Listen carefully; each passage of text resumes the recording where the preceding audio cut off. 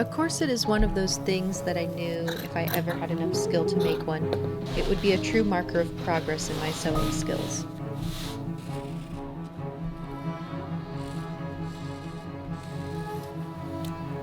I decided I was finally ready enough to give it a try.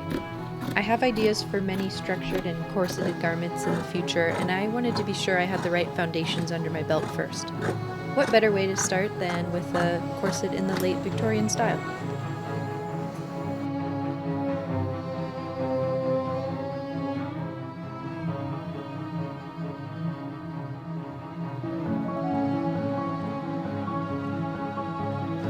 Okay, I'm like having a bit of a crisis because I wasn't expecting that corset mock-up, my very first mock-up of my very first corset ever. I wasn't expecting it to go as well as it did. I didn't put much effort into the finishing of it because I really genuinely thought it was just gonna go straight into scraps. Like it wasn't gonna be. I would, like the first pancake kind of goes to the dog or like the trash because it doesn't come out well in that first try. You know, I'll I'll get it in like 2 months for sure, but now I'm like, okay, should I rush my timeline and get it in 2 weeks? I don't know. Maybe I can at least get like another mock up and get that really good for 2 weeks. Maybe that's what my plan should be. Okay.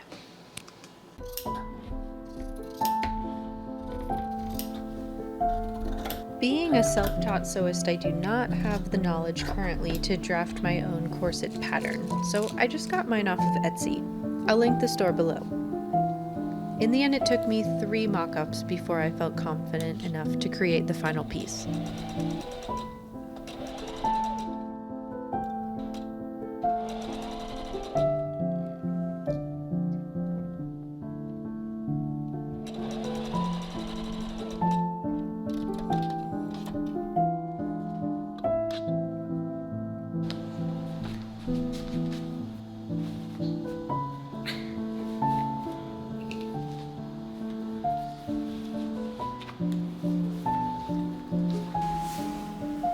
My structural fabric is a heavyweight, tightly woven cotton twill. For my outer fabric, I've gone for a silk shantung. It's kind of like a taffeta with a crisp drape, but shantung is usually significantly less expensive than taffeta. There are some drawbacks to that, however. It's not quite as weighty as the taffeta, and it's also known for having these little textures in the weave.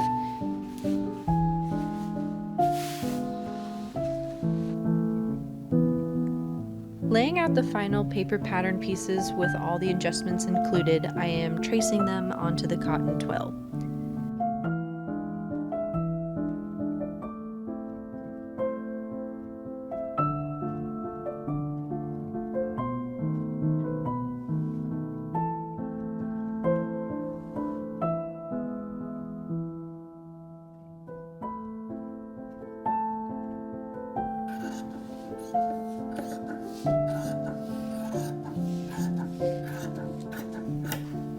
Once cut out, you will have 4 sections. There are a few different ways to make a corset, and I have decided to start with the busk. On the structural layer, the cotton twill, you will need to trace a line down the busk, breaking each time one of the hooks sticks out. You do this because you will be skipping over those sections when you sew the 2 layers right sides together.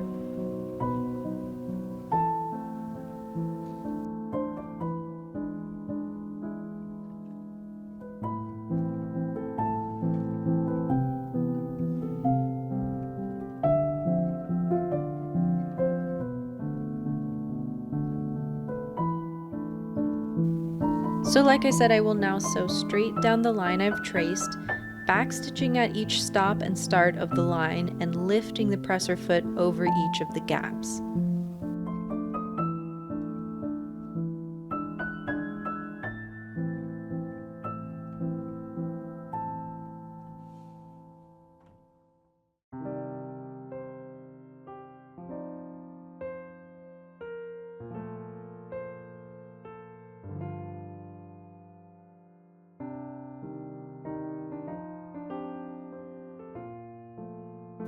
When it's done, it should look something like this.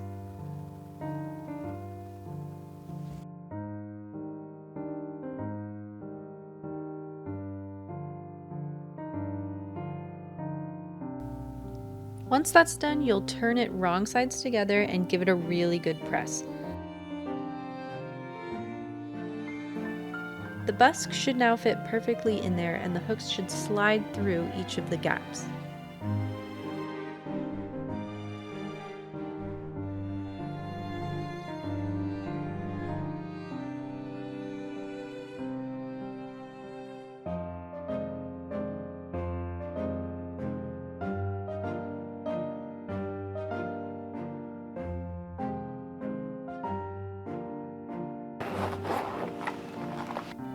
I'm basting around the edge to ensure that it doesn't move when I sew it.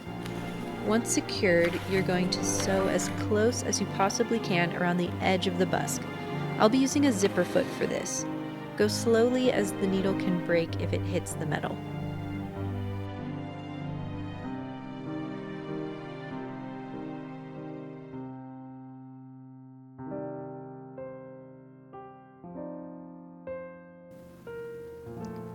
Sew the bust panel pieces for the other side, right sides together, flip inside out, and then press just like we did for the first half. We can now use the holes from the first part as a guide to mark where the holes go in the second part.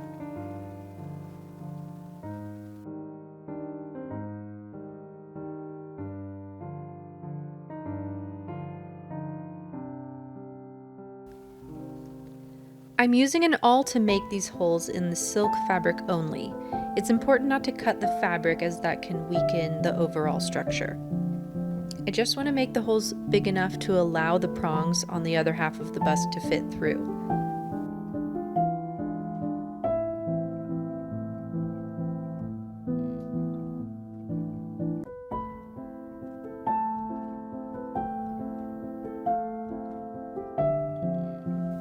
Then the process is really the same as before.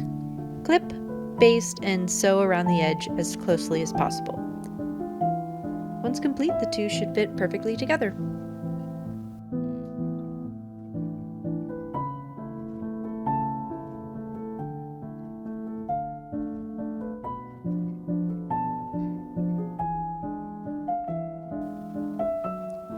From there, the assembly is pretty straightforward.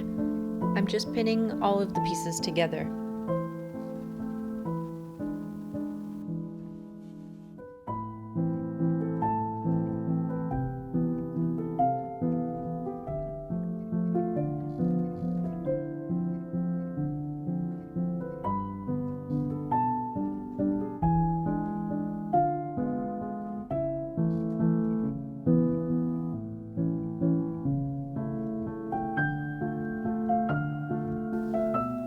I decided to do 4 sections.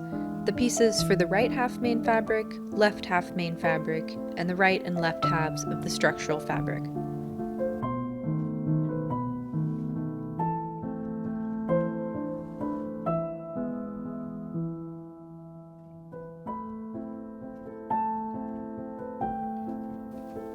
Then just sew where you've pinned and press the seams open. I found this tailor's ham really helpful for this as the corset is quite curved and having something round underneath really allows you to press it into the right shape.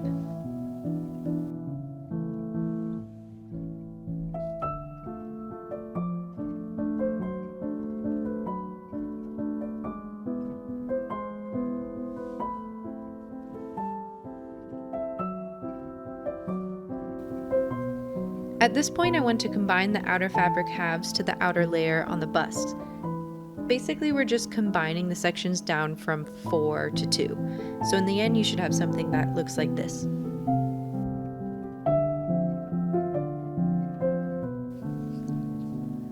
Alright, this next part might seem odd, but trust the process. I am pinning my 2 layers together along every single seam line, making sure they line up perfectly on both the inside and the outside of the corset. I'm taking the extra precaution also to baste these lines by hand.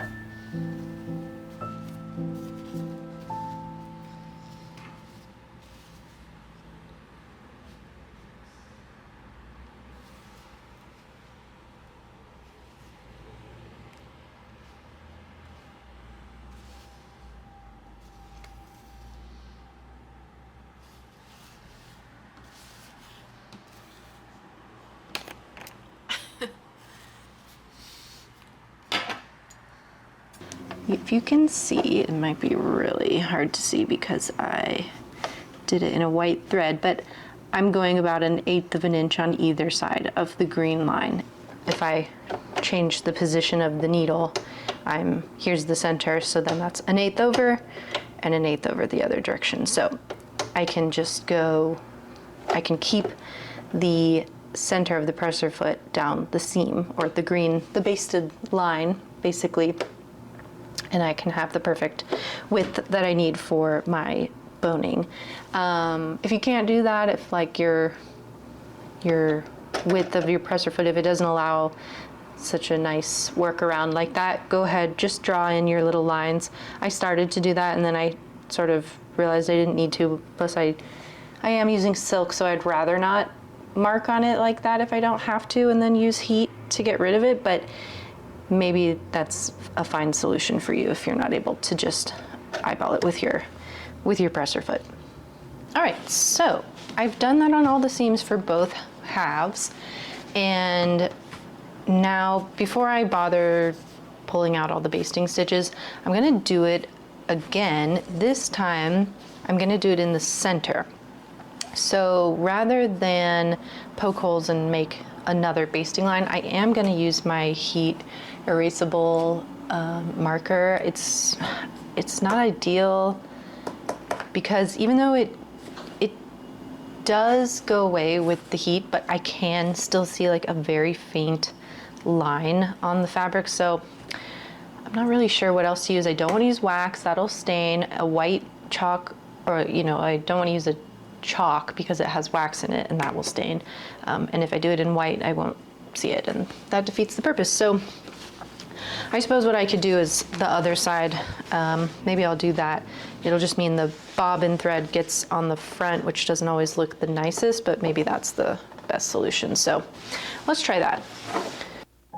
I'm going to make a line down the center of every panel, and this time instead of just 1/8 of an inch on either side, I will sew a full 1/4 inch, or whatever the width of the boning itself is, on either side. So basically the seams will all have one piece of boning, but down the center of each panel there will be 2 pieces of boning. Okay, so here is where I am, and I always just find this part so fascinating, where there's not a single piece of boning in this yet, but it has so much structure already just from the stitching alone, which is really quite interesting, I think. There's a little bit of a potential issue. I'm not totally sure why some of the pieces are like really far from the edge, much shorter than the white cotton behind it. So I don't really know what that means or what I can do about it. I think what I'll do is just like keep going. I think I can patch some of them. I don't know if it's too low for me to just trim it evenly or not. I won't know that until I can try it on. So maybe what I'll do is move forward with the boning, figure out this back piece and what channels I want, and put the eyelets in or whatever I end up doing, and then try it on without the,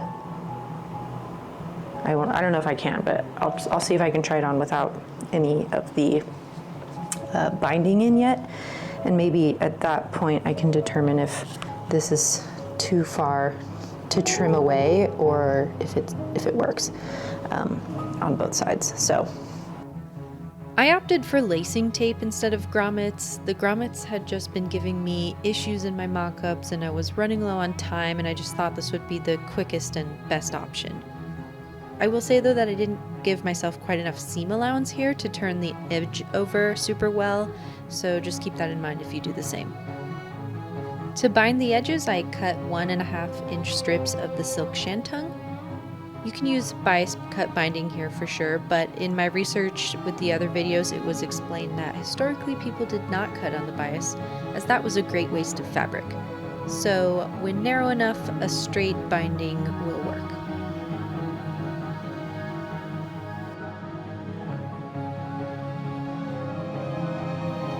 I'm using 2 types of boning. In every seam I have this thin synthetic whalebone. Unfortunately, I don't have enough of it to do every instance, so I'm just using this boning that came with its own casing for the rest of the slots. I'm just pulling it out of the casing first though. It's important to round the edges with scissors or sandpaper before sliding it into the fabric. Okay, confession time. I actually had some pretty grand plans for this corset initially. From the time of uploading this video, I am 2 weeks away from getting married. Initially, I had wanted to wear this under my dress. Without going into too much detail, it mostly worked, but the small part that did not work was significant enough for me to change my plans and purchase some different structured modern undergarments. But that's alright, I am still really proud of this garment and how far I've come with my sewing journey. I am sure that I will find other times to wear it and feel confident now going into some of my other corset projects I had in mind. All this is to say, I am going to take a small break from posting and I will be back again with a video mid-June. After the boning is in, I am just finishing up with the top strip of the binding, and there you have it. The corset is done. Technically, the very final step in corset making is the flossing, which is when you take really thick thread and basically secure the pieces of boning in place. But frankly, I ran out of time. So maybe that'll be something I can do when I have some spare time in the future.